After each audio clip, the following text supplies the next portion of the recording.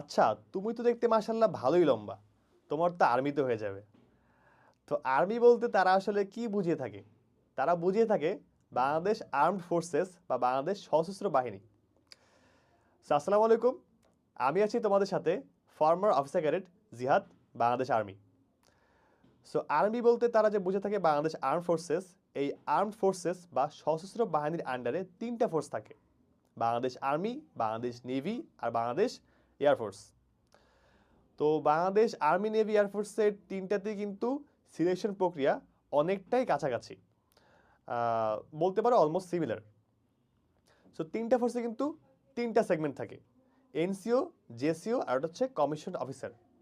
NCO মানে কি? নন commission officer বা সৈনিক র্যাঙ্ক থেকে যেটা। জেসিও মানে কি? Junior commission officer.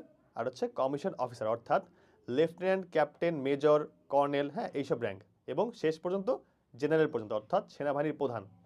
সো তোমার নেভি এবং এয়ারফোর্সেও এই ধরনের ইকুইভ্যালেন্ট বা সমমর্যাদার র্যাঙ্ক আছে, তোমরা চাইলে গুগল করে দেখতে পারো। সো তোমরা কখন অ্যাপ্লাই করতে পারবা কোনটার জন্য?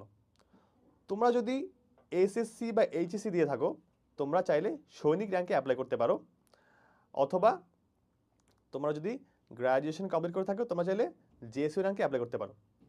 সো জেএসইউ র্যাঙ্কে কিন্তু সরাসরি অ্যাপ্লাই করা যায়, আবার সৈনিক থেকে প্রমোশন পেয়েও আস্তে আস্তে ওঠা যায়।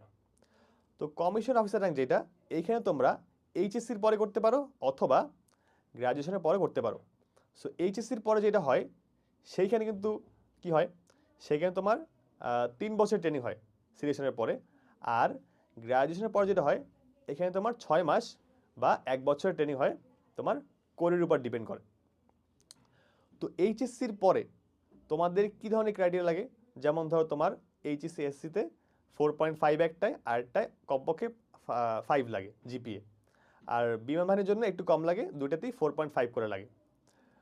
তো এর পাশাপাশি তোমরা শর্ট কোর্সের জন্য কী করতে পারো? শর্ট কোর্সের জন্য কোন কোন সাবজেক্ট থেকে নেওয়া হয় এটার জন্য তোমরা চাইলে গুগলে সার্চ করতে পারো। লাস্ট কয়েক বছরের শর্ট কোর্সের যদি সার্কুলার দেখো, সেখান থেকে তোমরা প্যাটার্ন বুঝতে পারবা যে কোন কোন সাবজেক্ট থেকে নেওয়া হয় প্রতি বছর বা বেশি নেওয়া হয়, সেইভাবে তোমরা চেষ্টা করতে পারো। সো তুমি যদি এসএসসি বা এইচএসসি দিয়ে থাকো, তোমরা সৈনিক র্যাঙ্কে অথবা কমিশন অফিসার র্যাঙ্কে জয়েন করতে পারো।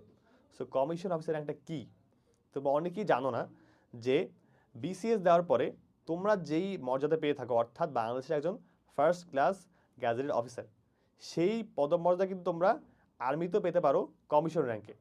সো কমিশন র্যাঙ্কে 3 বছর ট্রেনিংয়ের পর তোমরা যেটা পাবা সেটাকে বলা হয়ে থাকে